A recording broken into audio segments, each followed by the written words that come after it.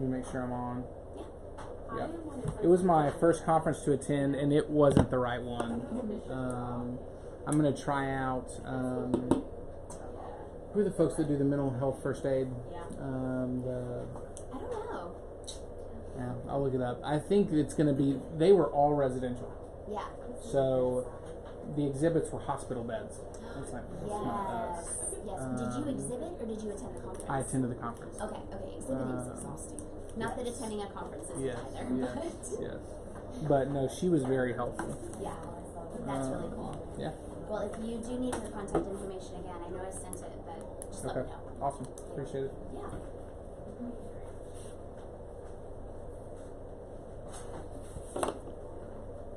Everybody grab food and then we'll get rolling. Let's see if anybody's going to attend online.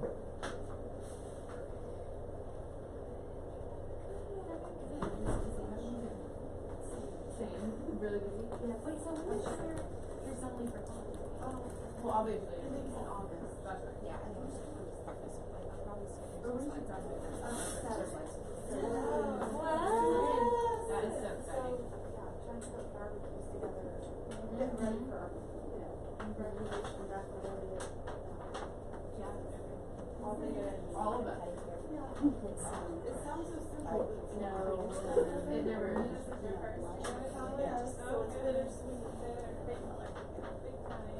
This is my go-to when I'm not trying to make it because somehow never tell me it's not perfect. No, Sanford. Yeah. Yeah. That's the place I get my nails done. I've gotten like 3 times. There's been a lot of other places. Oh, yeah, no. So I don't know.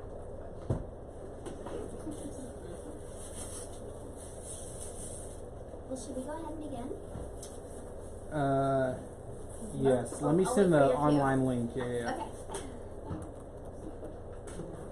So this is your bid. All right, let's do this. Okay. Before. Cool. All right. Well, I'm Sarah Helms. I do the business development for Eating Recovery Center and Insight Behavioral Health. So a huge thank you to Molly and Jordan for coming out to visit us at ERC. And thank you so much to Josh for inviting us to come present. Adele Levinstein is our dietitian. She'll be doing our presentation on Donut Worry and Be Happy. A couple things. I passed around a sign-in sheet. So if you can just sign in.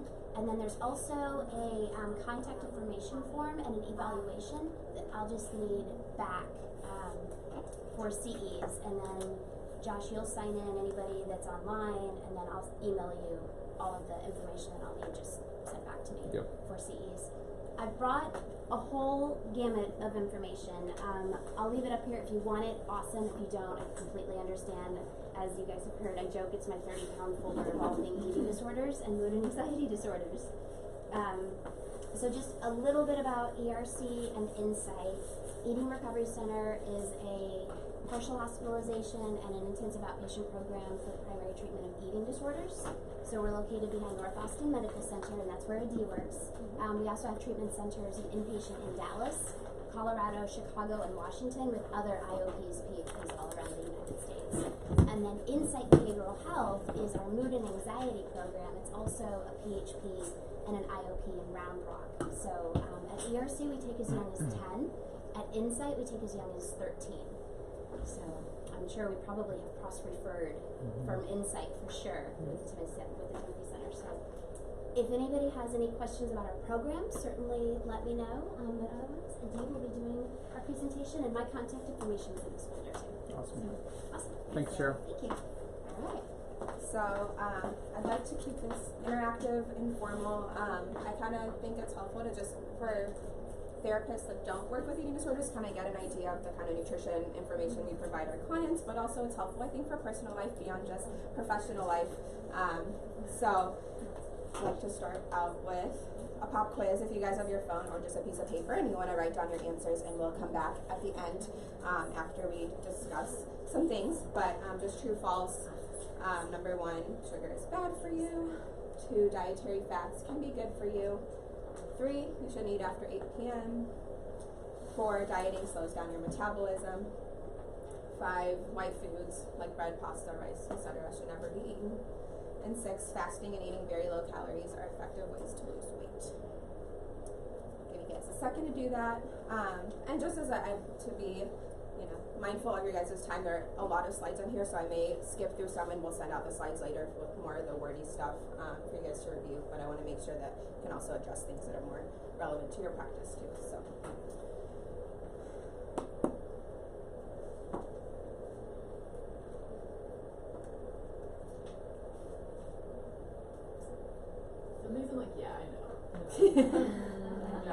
Questionable, yeah. How many of you guys have ever worked with a dietitian or know what dietitians do? I think that's yeah. What kind of thoughts come to mind when you hear like dietitian or like good, bad? What kind of stereotypes have you heard? I've just had a lot of clients that work with them and they've all been positive. That's great to hear. Yeah, that's awesome. Okay, cool. I usually just sometimes get someone says, oh, they're the food police, they tell people what not to eat. And I hope, at least when I work with my clients, that that's kind of not the idea they leave with. I like to think that I give them more tools to put in the toolbox to live their life in the most fueled and optimal way. Okay, so moving forward, thinking about food, what kind of thoughts come to mind? Words that like adjectives about food. Positive, are they negative, or like thinking about societal view on food in general?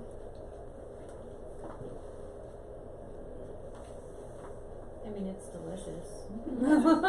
It is, yes. But I feel like it can be like, they're definitely good and bad foods. Like, There are different kind of foods. Okay. And it's complex. It's very complex. Become really complex. Yes. And becoming kind of a focus of society's conversations of you can't really walk anywhere without somebody saying like hearing some sort of comment about food or things that I'm doing differently or things about this food or some sort of comment, right? So starting very basic, I think it's important to define what a diet is. Since the word diet isn't dietitian and what we do, but what is a diet? If you were to look it up in the dictionary, what do you think?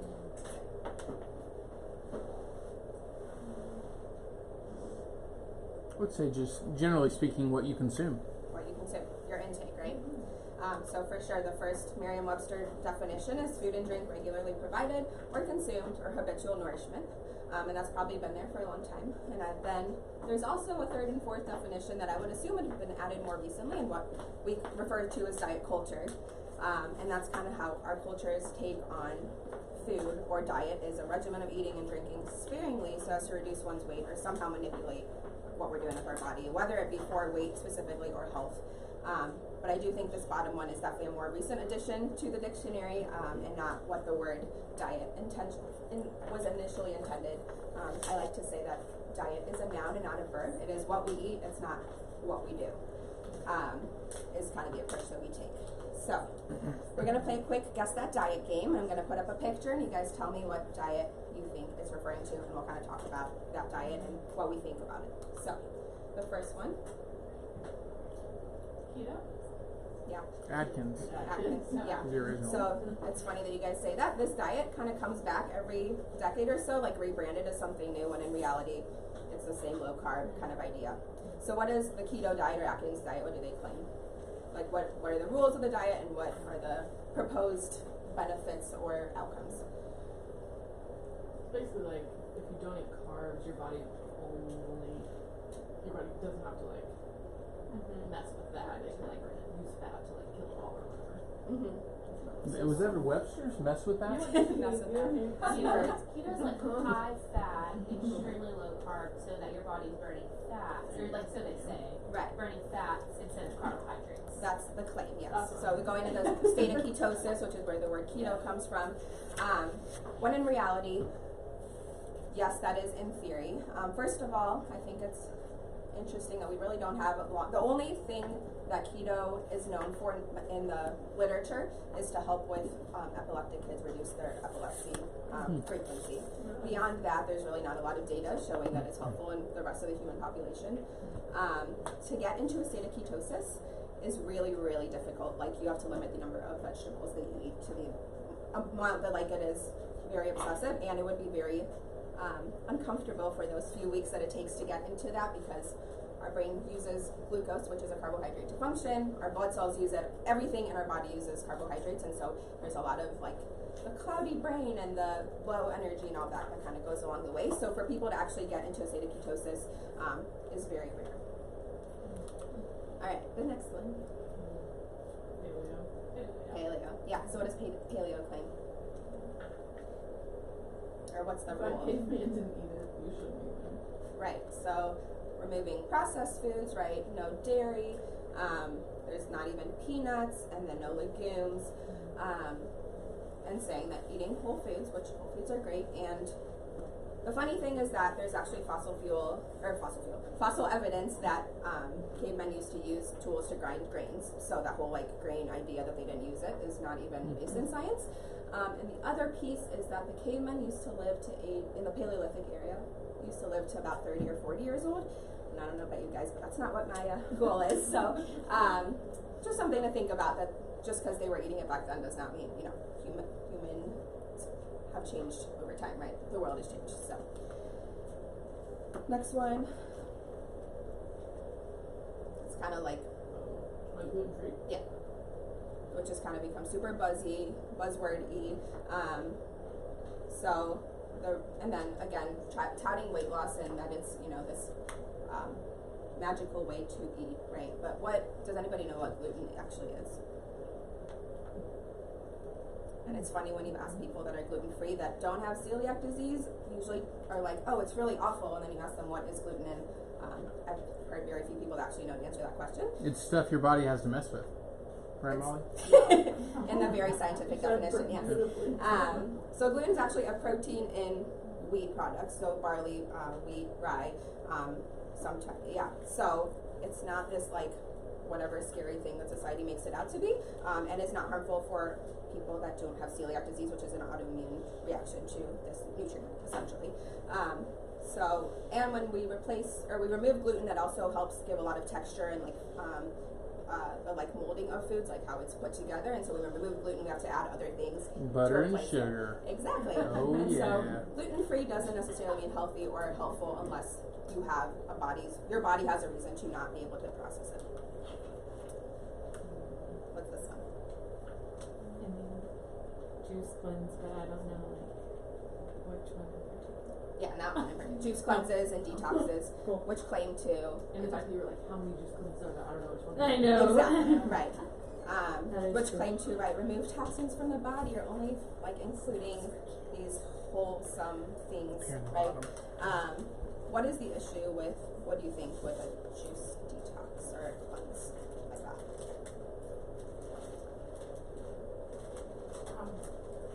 Our body needs more than that. Yeah. It removes the fiber. Yeah, so we're not getting fiber, we're not getting fats, we're not getting protein, we're getting some carbohydrate and a lot of fluid. Maybe a lot of sugar too. Yeah. Depending on the fruit you're using. Yep. So we're not getting a balance of nutrients, which is not giving our body what it needs.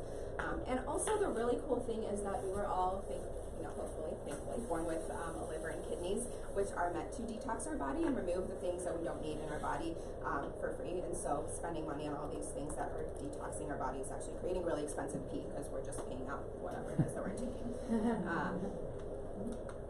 And then this one, it's I couldn't find a slide that didn't say what it is, but Whole30, which removes, again, processed foods, only whole ingredients, no dairy. There's a very strict plan of you can only eat at these times, no snacking in between meals, all these rules. How many of you guys have heard of somebody that can do this for more than 30 days?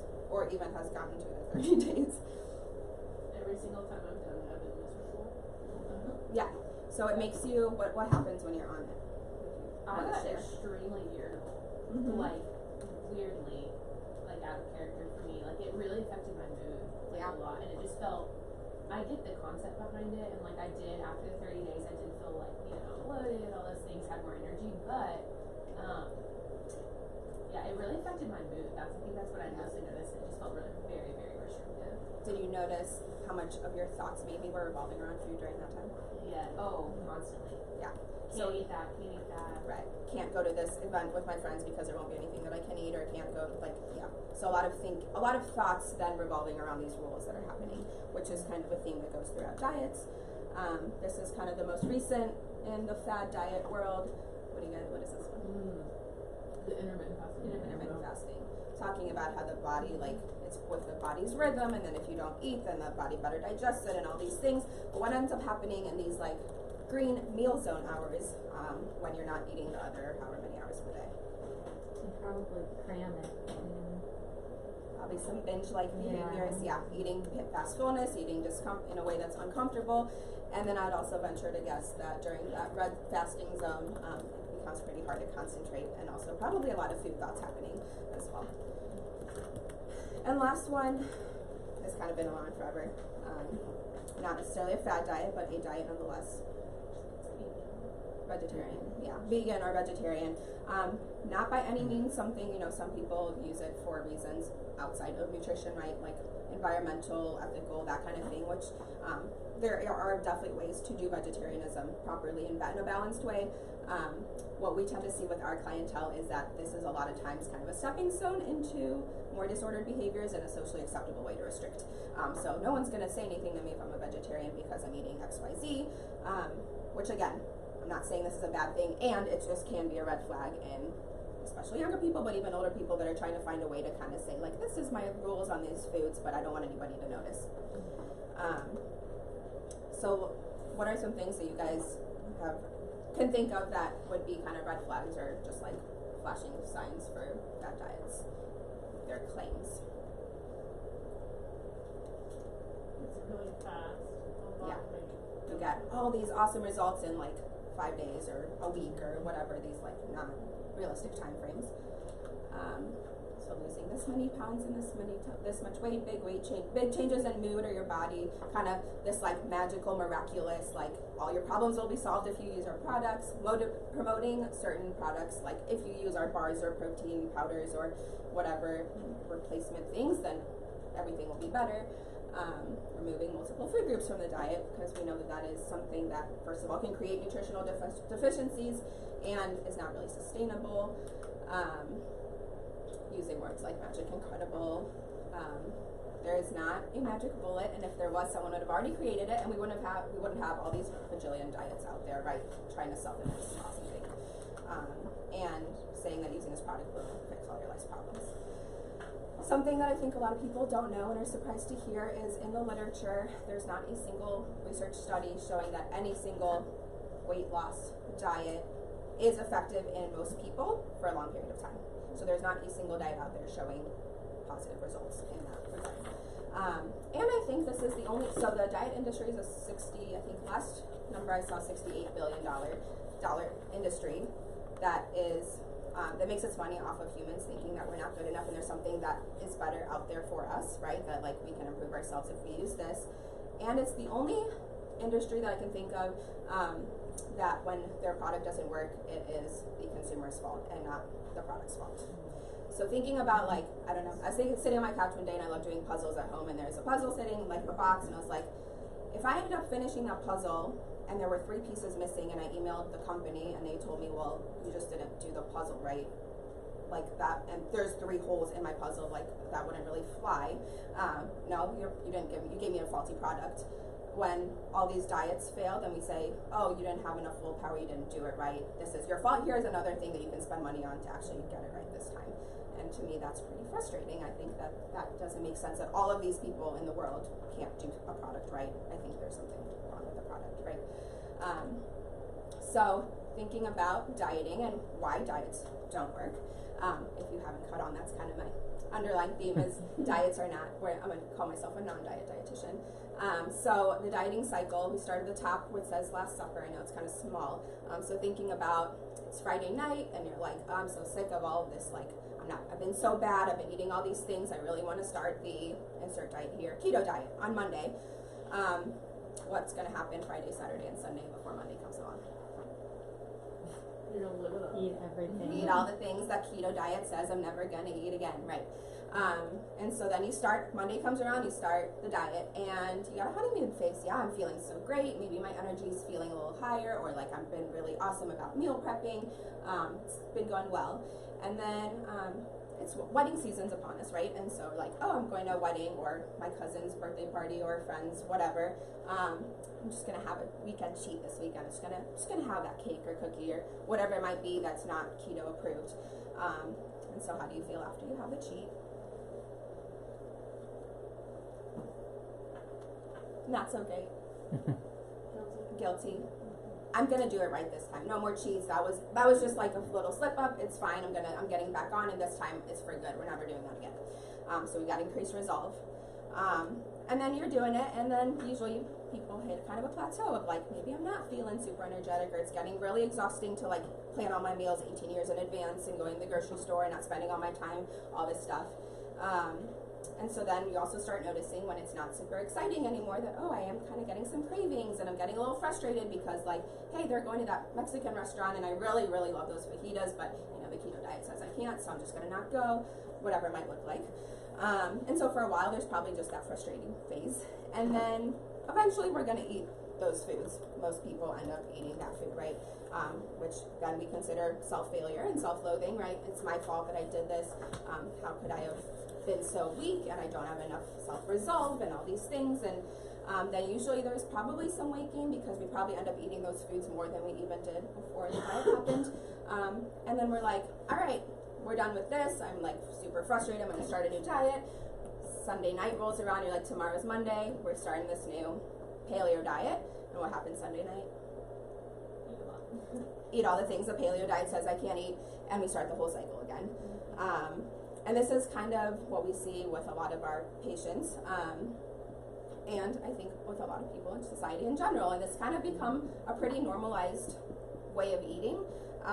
It's not normal, but it's normalized in our society. And I don't know if you guys are in social media, but those memes about like, oh, I had, you know, like an egg white for breakfast and a salad for lunch and like grilled chicken and broccoli for dinner. And then at 9 o'clock, I had an entire pint of ice cream and 16 chicken nuggets and 3 full-size pizzas. That's not funny. That's an eating disorder. That's a binge behavior. But we normalize it and kind of glamorize it in our society, but that's a really not fun way to live life.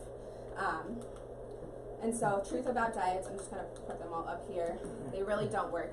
Set you up for binging and other eating disorder behaviors, teach you to be out of touch with your hunger cues, because again, there's all these external rules set up of like, the Whole30 said I can't eat between meals, or intermittent fasting said this is the only hour I can eat, or keto diet says I can't go eat these foods. They're often nutritionally inadequate and even dangerous. So from the most like kind of minor thing of like not including dairy in a certain thing, like by no means have to have dairy in your intake, and a lot of people's main source of vitamin D and calcium and protein comes from their dairy. When they cut that out and don't really realize that, then they can be significantly malnourished when it comes to like bone density, things that are really important like that, immune function, all of that stuff. And then obviously the more we cut out, the more at risk we are for malnourishment. Don't teach you how to eat in the long run, right? I've had a ton of patients come in from diets that even their doctors prescribe them. The ideal protein diet, they say I lost over 100 pounds, and as soon as I got off of it, I gained all of it back and then some. Because it's not sustainable, it doesn't give you what you need, and it doesn't teach you how to eat for what your life's needs are. They're often based on punishment and disgust. I've never heard someone say, oh my gosh, I love myself so much that I'm going to cut out all these foods from my diet and go work out forever. They encourage you to think of foods as good versus bad. I think this is a really important piece of what we do with our patients, is removing kind of the value and the dichotomy of the two food groups, and we're kind of reducing the rigidity around food goals. And so we really remove all, like, foods aren't good or bad, foods aren't healthy or unhealthy. We eat in a balanced intake kind of way. All of our patients have meal plans where they have a carbohydrate, protein, and fat of certain amounts on their meal plan, fruits and vegetables.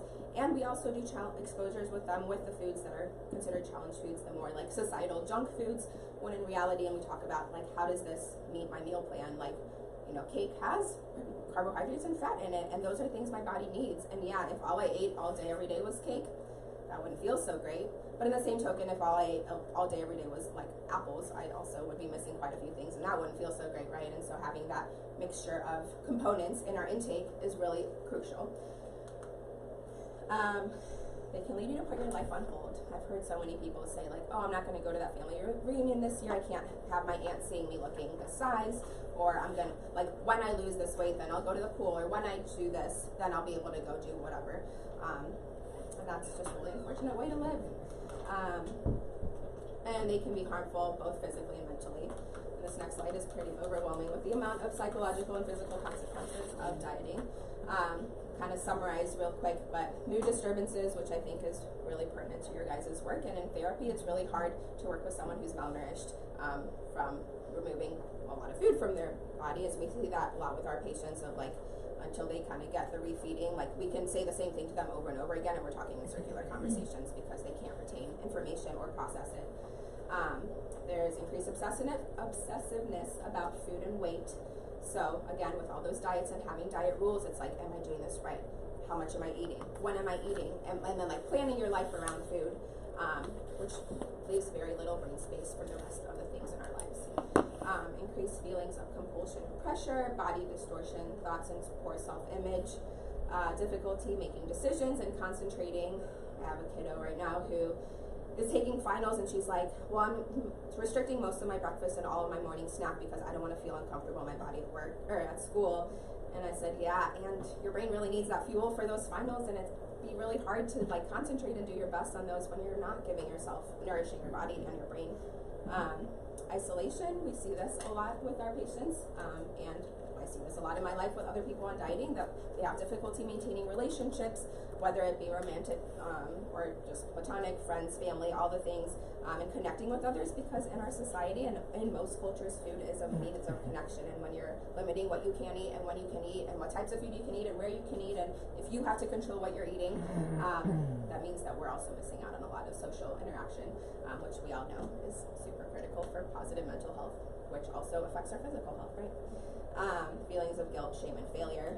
And then on the physical side of things, diets do lower your metabolism. Our bodies are really smart, and I tell my patients, like, our brain's number one goal is to keep us alive. And so when you're taking away food and or certain nutrients, and the body's like, I can't really trust you that you're going to give it to me, we're going to slow down all the other processes that are going around to favor the brain, the heart, the lungs, all these things that are vital. But all the rest of the stuff, like our girls that lose their periods, and the bones that, you know, you don't have to have bones to be alive. It'd be nice, you know, but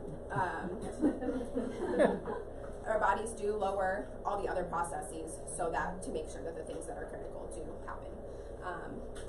There's a lot of digestive issues, constipation, especially if the digestive system is a muscle, and if it's not being used, and the body's not going to spend energy on moving things along, and so when you do eat things, it's like, hey, I don't really remember, all my enzymes aren't working properly because I haven't been creating them regularly.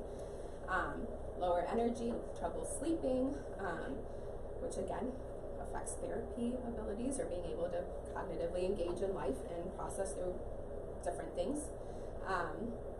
The body is signaled to store more fat because, again, it's in this starvation mode that I don't know that I'm going to be getting food regularly, and so just in case you keep doing this or you do this again, the body doesn't care that it's 2019 and you're choosing to not eat. The body is, for all it knows that, hey, you can't get food right now and I need to make sure that I can survive. Reduces amount of muscle tissue, including vital organs. So my patients, especially the ones on exercise restriction, when we're trying to get them to weight restore, are like, well, I don't need protein right now because you're not even letting me exercise.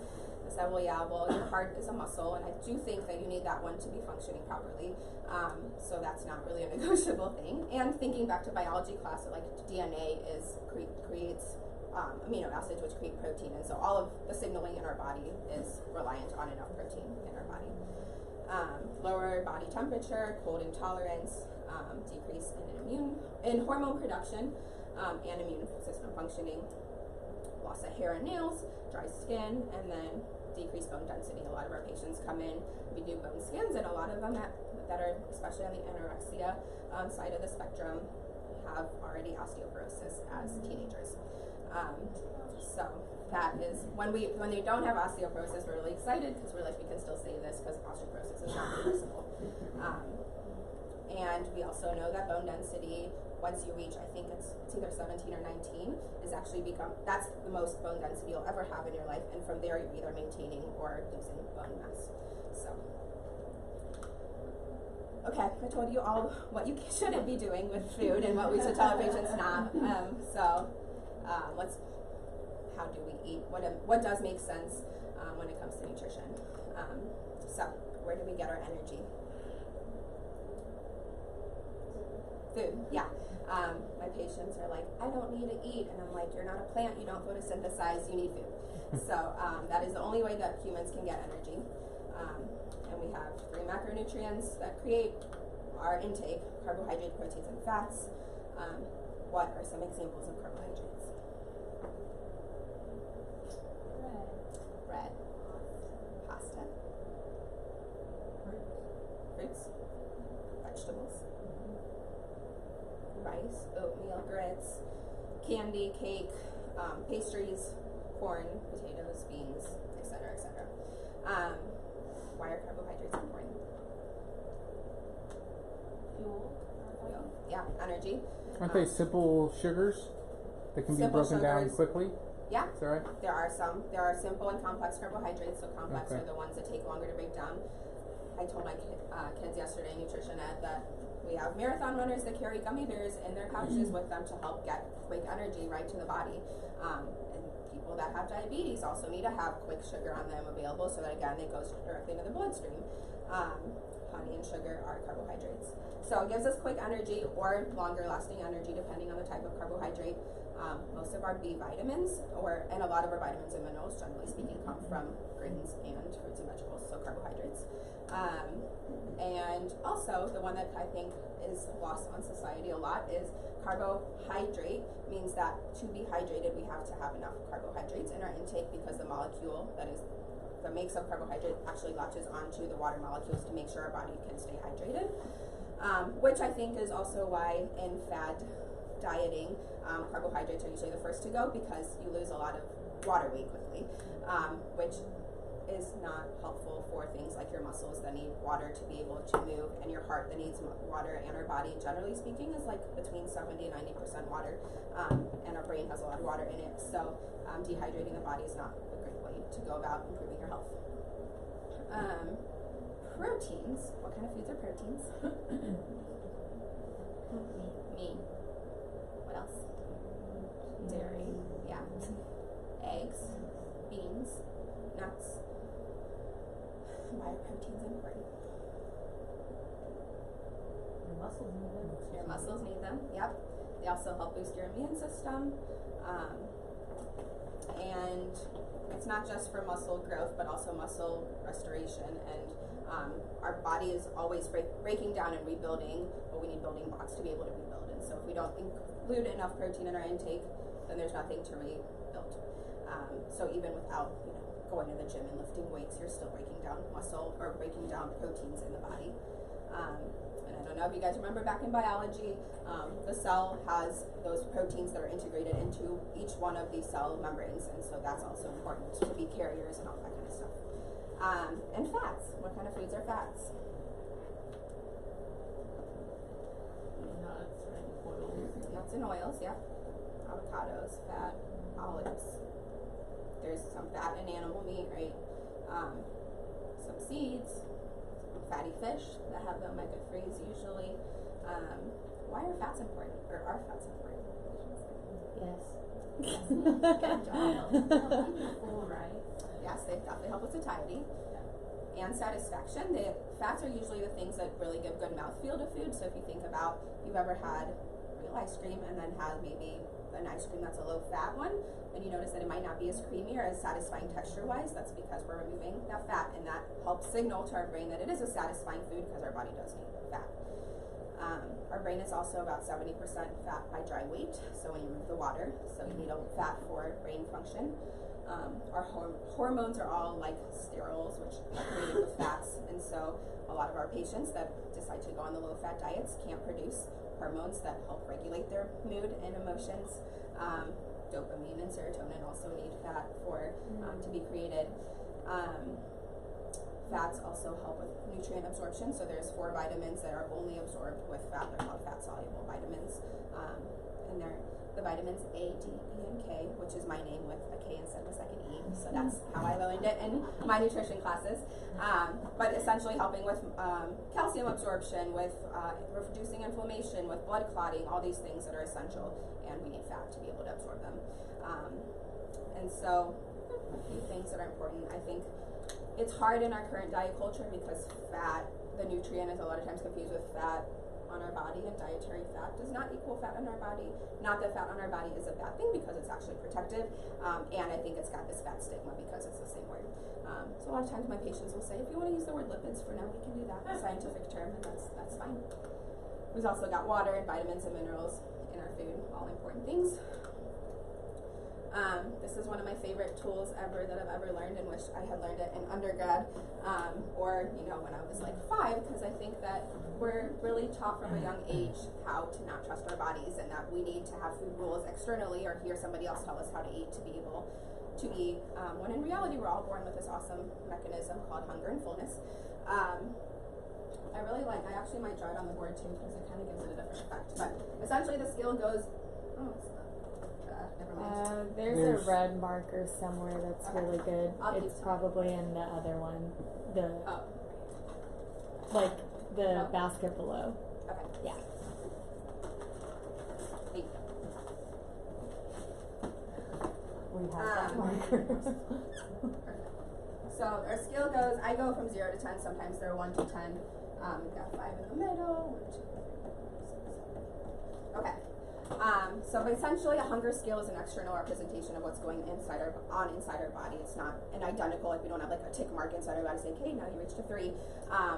But it's helpful to kind of talk about externally what is happening inside. So if you think about a toddler and they're really hungry, are they just going to sit and be like, well, mealtime is really in like 45 minutes, so I'll just hang out and wait till mom gives me food? No. What's going to happen? Snack, or go tug on mom or dad's pant leg like, hey, I'm hungry, or they cry until they get what they need, and so that's going to happen. Have you ever heard a toddler say like, oh, we're going to go out and get ice cream tonight, I'm going to eat more than I usually do, so I'm not going to eat breakfast this morning? No, but I bet somebody in your life has said that sometime of like, well, I'm just going to not eat this morning because I'm going to eat later. Have you ever seen a toddler, a young toddler, given a full plate of food and they're full and say, oh, but mom gave this to me, before they're told you have to finish your plate? So they're just I'm just gonna keep eating even though I'm full. Or do they usually like kick and scream and like start playing with their food and it goes everywhere else? Yeah. So that's kind of how we are born with a mechanism to know when I'm hungry, when should I start eating, when am I full, when am I done? And then societal things start coming. So again, tuning into our body's cues. But then a lot of noise starts happening and we get all these messages from other places, right? Like advertisements, and I remember as a kid, like the Juicy Juice, 100% juice on PBS, or there's like Arby's and McDonald's commercials, or mom and dad start saying like, you need to finish your plate, or you can't leave the table until this is done, or you can't have dessert until you finish. And teachers start talking about like, in health class, like there's this many calories in a gram of fat, so we need to watch out for our fat. There's social media that especially our kiddos and adults really are super, super vulnerable to, and there's a lot of messages there that can become really pervasive in our life. So this is kind of something that we start teaching our patients early on. After every meal, they go through and write where they were on the hunger scale before they started, where they are after the meal. The problem with where they come to us in PHP, they're already beyond the point where their body can send proper food signals or hunger cues. So we work on, I tell them that their meal plan is kind of like training wheels for a bicycle, and we're teaching their body how to eat consistently throughout the day, get all the nutrients that they need, etc. But essentially, a 0 is I am so hungry, I could eat anything in sight, and sometimes I'm so hungry that nothing even sounds good, like I'm not even hungry anymore, I'm so hungry. What kind of feelings come along with that, or other like physical things that happen when you're super hungry? Hangry, exactly, yeah. Irritable. Don't come talk to me. Don't ask me questions. I'm not going to be a very nice human right now. Headaches, dizziness, not being able to concentrate, all those things that we talked about with dieting. Okay, the 10 is on the other end of the spectrum. This is like as full as you can ever imagine. It feels usually pretty awful. I don't ever want to see food again. I can't like look at food, smell food. let alone like do not tell me that I need to take another bite of anything. Neither of these extremes is really fun to hang out at. What's likely to happen when you reach a 10 and you're like, oh my gosh, there's so much food in me, I feel awful, I never want to eat again. So what's more likely to happen if we get to that extreme? Where might we end up on the hunger scale after that? If I never want to eat again, I'm going to wait and wait and wait and wait to eat. You just go back and forth. Yeah, so you go back to the 0. And then you're super hungry, and what happens when you do finally start eating again if you reach a 0? Stuff yourself. Yep. So I call this the football of terribleness, and so it's on here too, but it's not, the effect isn't as good when there isn't like the tick marks on there.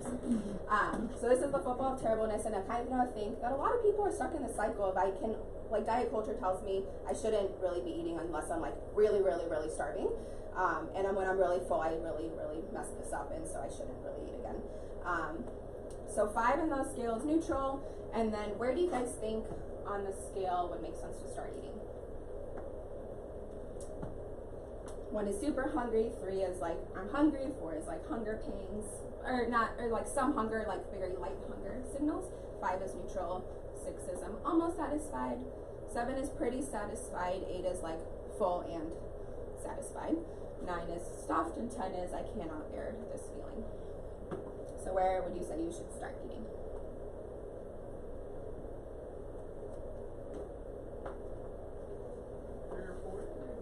Okay. Yeah. So I'd say somewhere between the 3 is usually where we say to start. And where do you think makes sense to stop? 7. Perfect. Yep. You say 7 or 8 is a stopping point. 7 is where you normally stop. 8 is like a good place to at least hit once a day so your body knows it's getting its nutrients in. The thing that happens is our brain and our gut actually connect a lot and talk a lot to each other. When we get to these extremes, it's all the physical piece without any of the psychological piece playing in of like, okay, I can tune in and say now I'm getting fuller, I can take a few more bites, now is a good place to stop versus, and the other way around of like, I'm hungry and I can still think about what food sounds good right now, how am I going to get my food, where am I going to get my food, how much food sounds good. Why do we not want to hang out between like the 4 to 6 range all day? What would that look like? Would we constantly be like, we wouldn't be satisfied either. Yeah, what would that look like in like practice, like physically, if you were to listen in? Snacking all day. Perfect, yeah, grazing. Which again happens sometimes, it's not like the end of the world, but also the goal of eating for your life is that you can eat to fuel the things you want to do so that you can do the things you want to do without thinking about food. And not always be thinking about like, well, where's my next meal and can I snack on, or should I be eating this now or should I not? Being able to eat a meal or a snack, say, okay, I'm done, I'm feeling satisfied, I can move on and meet with this patient or do this task or take this test or whatever that might look like. So that's the hunger scale. I think it's such a useful tool. I really wish that we talked more about like how our bodies have this awesome mechanism to know when to eat and not eat. And I think the biggest thing that kind of puts people back when they try to follow this is if I get to 9 or 10, then I failed, versus normal humans do overeat. That's normal eating. There's no such thing as perfect eating. And knowing that if I got to, if I get to 7 or 8, it might take me like between 3 and 5 hours to get hungry again, depending on the composition of the meal. If I get to 9 or 10, maybe it'll take me like 4 to 6 hours to get hungry again. But it's not this like, I really screwed up and I'm never gonna be hungry again. And your body does know how to handle food. I think the problem really starts happening when you're at a 9 or a 10 every single time that you eat, and that's usually when it comes to us. Yes.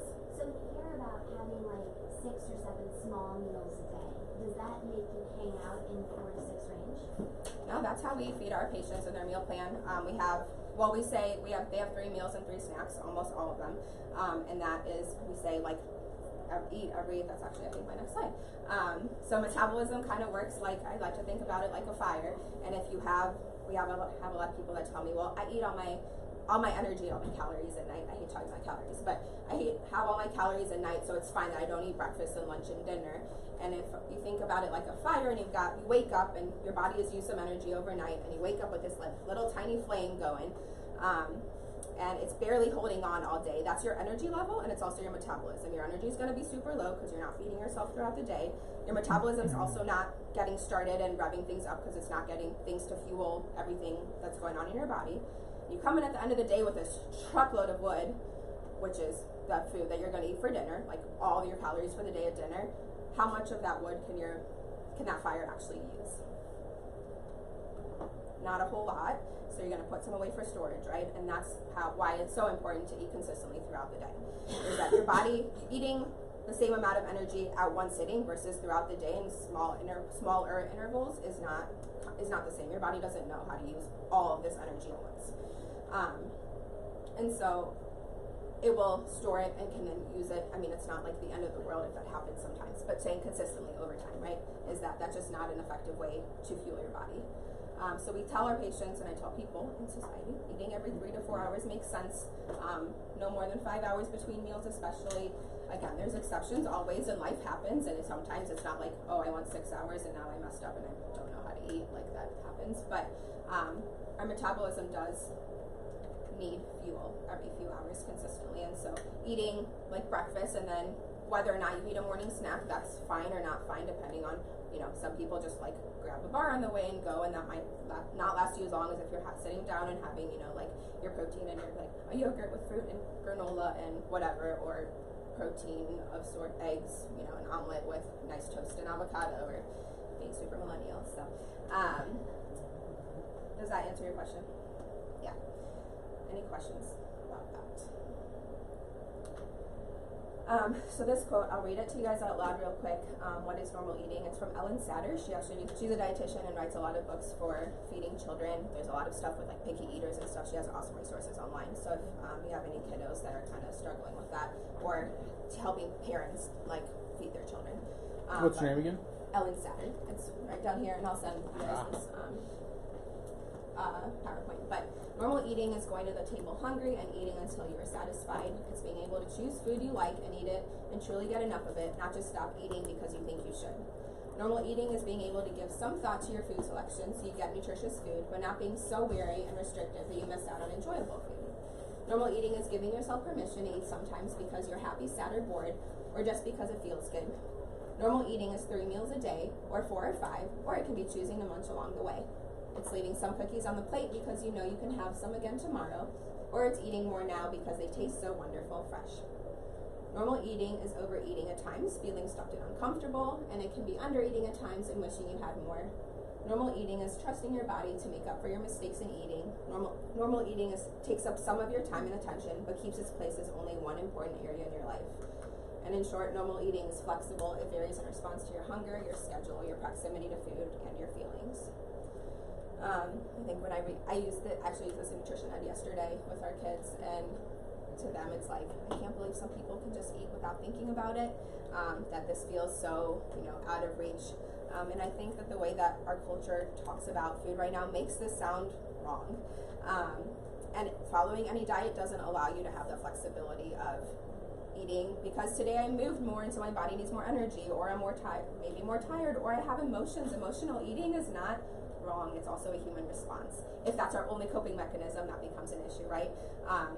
But I actually saw one of the dietitians I follow on Instagram post, like, why do we pathologize emotional eating and not emotional restricting? And I think that's a big thing too, is how many of my patients, I would assume some of your patients too, are like, oh, I couldn't eat today, I wasn't hungry because I have all these other things going on, which, like, yes, we can validate that. Your body still needs food. Just because you're anxious or you're feeling really down doesn't mean that your body doesn't need nourishment, and that also perpetuates the cycle of when I'm not getting enough food, my body can't create the hormones and the neurotransmitters and all the things that I need to be able to process through that, to do the work that I need to do to get to the place I need to go. So I really like this quote. I think it kind of helps tie all the things together. I'm going to skip through this slide, but this is an awesome book for people that just want to learn how to teach themselves how to eat. They don't pay me to say this, but they probably should at this point because I recommended it so many times. And so many people bought it after my recommendations. But essentially, intuitive eating goes through these 10 principles of how do I listen to my own body, and I reject the die mentality, I challenge the food police, I honor my hunger, I feel my fullness, move in a way that feels good, all these things. And it's written by 2 dietitians. There's actually a workbook that goes along with it that I'll make copies for some of my patients to do some of the exercises in there, talking about what are your food rules, or like what are some things that feel good when I move my body, or am I actually exercising to punish myself, and those kinds of things. So it's awesome. Listening to your body offers a feeling of self-empowerment, leads to trust your body and its signals. It helps you keep a peaceful relationship with food, helps you get in touch with your body, thoughts, and feelings, and provides freedom from dieting and disordered eating behaviors. I think the big difference between this approach and what society teaches us is that it is sustainable long term, because if there's never food rules, I'm never cheating and I'm never bad, and I'm doing things because my body's asking for them and not because anybody around me tells me that this is what I should or shouldn't be doing. So back to the quiz. Number 1, is sugar bad for you? No. False. Now that's not to say again that all you should be eating all day every day is like Pop-Tarts and candy. That wouldn't feel good. But again, it's not because sugar is bad. Sugar is necessary. Our brain functions on glucose. Our red blood cells need glucose. Our muscles need glucose, which is sugar. And you need other things in your intake to be able to process all the things properly. Dietary fats can be good for you. Sure. You shouldn't eat after 8 p.m. Kind of inadvertently addressed it, but it depends, right? I mean, if you're going to sleep at 9, I wouldn't say that 8 o'clock should be when you should be having dinner. That probably wouldn't feel so great to go to bed on a full stomach. But I tell my patients that your body is kind of like an iPhone, and if you're going to go out at 11 o'clock, and you're on 20%, you're not going to not charge your phone because it's already 11 o'clock and I shouldn't charge it, right? If you're staying up and your body needs fuel every few hours, it doesn't really care what hour of the day it is. It's more about, I don't need to fuel my sleep. I need to not be hungry when I go to sleep, because when I sleep, my body is processing memories, right? Creating memories, like turning over proteins, all these things that do recovery happens at night. So you do need some fuel in your body. You shouldn't be starving, because then you probably won't sleep through the night. But there's not a certain hour that you can't eat after. Dieting slows down your metabolism. True. White foods should never be eaten. False. Even on my plate from the government says at least half your grains should be whole. And it's really sad when my patients will go to like an Italian restaurant that has like homemade white pasta, but they will get the store-bought wheat one because whole wheat is healthier. If you're getting eating in a balanced way, getting your fruits and vegetables and getting some whole grains, like you're getting fiber elsewhere, enjoy the food that tastes good. That carbohydrate is still going to give you energy and your body's still going to be able to use it. And fasting and eating very low calories are effective ways to lose weight. Because your body slows down your metabolism in response to how we eat, right? And so the body has mechanisms to counteract that. Okay, I think these things are important for especially thinking about your clients or just people in your life, of knowing, like, obviously food is important. It's one important thing that we do, and when it gets to these extremes, it's starting to become a red flag. So I spend a lot of the day thinking about food and eating when I'm hungry or when I'm full. I plan my day around my meals and or exercise to manage my food. I avoid social events so I don't have to eat or eat certain food. I often find myself eating food until I'm uncomfortably full. I spend a lot of time worrying about my body shape and always look for a new diet. I'm always on a diet or trying to lose weight. And sometimes after I eat, I feel guilty and want to get rid of the food. And eating disorders, generally speaking, are sneaky complex, but they are treatable. And the research shows very clearly that the earlier you catch it, the more chance there is for recovery. But it's really important, I think. We've actually seen recently, we had a few months where we would keep getting patients that we had to set up to residential, or they would just go directly to residential treatment. And my theory, this isn't like in the literature, is that because our culture is so diety and normalizes so many eating disorder behaviors, people don't realize it's an issue until it's like you need 24-hour care and you are very severe. So things to look for. This is more directed at kids, but kids or adults too. So a lot of table behaviors we see are people picking at food, or like moving it around on the plate, or cutting it up really small, but essentially doing anything to like delay actually eating. Avoiding family meals or any events with food, anxiety, isolation, or loss of interest around hobbies or activities, an obsession with their weight and body size. Again, avoiding eating around people, so people don't really know what they are or not eating, withdrawal from social activities, throwing away food at lunch, and then possible reduction in performance. This is especially at school, but sometimes at work when you're altering your intake, it makes it hard to concentrate, and it also makes the things that are important to you less important. Practicing on rest or off days when in sports, this is especially kids or college students, performing more reps or higher intensity than required, blacking out, lightheadedness, fainting during activities, meaning they're not nourished to be doing what they're doing. And then significant or rapid weight changes. This can be in the up or down direction, especially with purging, throwing up behaviors. Then we see a lot of fluid shifts, which make a lot of drops or gains. But with severe restriction, weight can drop really quickly. So all of the above. Lab abnormalities, we see this a lot with electrolytes with purging, but also, long-term restriction, or even short-term, it depends on the body. We'll see weird things happening with their labs, and then physical changes like dry skin, a lot of hair loss, and low body temperature. So, don't worry and be happy. I think we make, the bottom line is we make food a lot more complicated than it needs to be. And as long as we're eating in a way that feels good in our body, then we're doing the right thing. So, any questions you guys have in here? I know you guys have to, oh cool, I just cried 5 minutes before. Yeah, that's amazing. Any questions anyone has? I also know I talk quickly, but I wanted to make sure I got through it.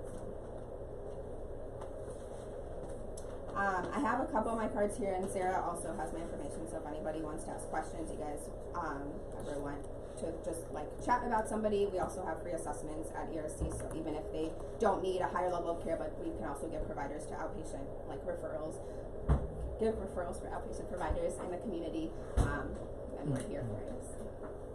I was telling Josh the other day that I've had a mutual client with you guys last year, it's been a little bit early last year, but I've never been more impressed with how y'all get back with me and give me all the note, without me asking. Yeah, we love communicating with the outpatient. I think it's so important. In 22 years of counseling, I've never had any facility be that diligent, and it really helped me work with the girl. Yeah. The preteen. I'm so glad to hear that feedback. Thank you for sharing that. Yeah, I think it's so important because they do a very small amount of the work. Like this eating disorder recovery is a years-long process, multiple years-long process, and they do most of their work with their outpatient providers. So we just do the intense part, but you guys are the ones that are really seeing them for when it really counts. So, yeah. Do any of your clinicians work with eating disorders? I do a small degree if they're already aftercare a little bit more. None of us have really specialized. Correct. Or I've had some where I've taught some different things and then they've gone to programs and somebody else has gone back. Eating for us is like substance or even autism. We don't do primary. We'll deal with it if they're dealing with it elsewhere, and it's secondary. If you have anybody on your staff that wants to learn more about eating disorders, we have professional on-sites where it's all expenses paid, it's a ton of CEs, and we send you to Dallas, where our inpatient unit is. And so you learn all about eating disorders, you can meet the team, build your network, and Okay. That's great. When I send out the CE certificates, I'll include all that information. Okay, so And you want this right now? Yes, I need that, and then as long as anybody that was attended online. There were 2 that I wrote down. Perfect. And then I need this from y'all, the second sheet, which is the contact information form and the evaluation. And then what I'll do, thank you, is wait to hear from you. I'll send this to you. Okay. But then I'll wait to hear from you for the 2 that you signed in. Can I have 2 more of these? Of course. And then I can scan and email them. Yeah.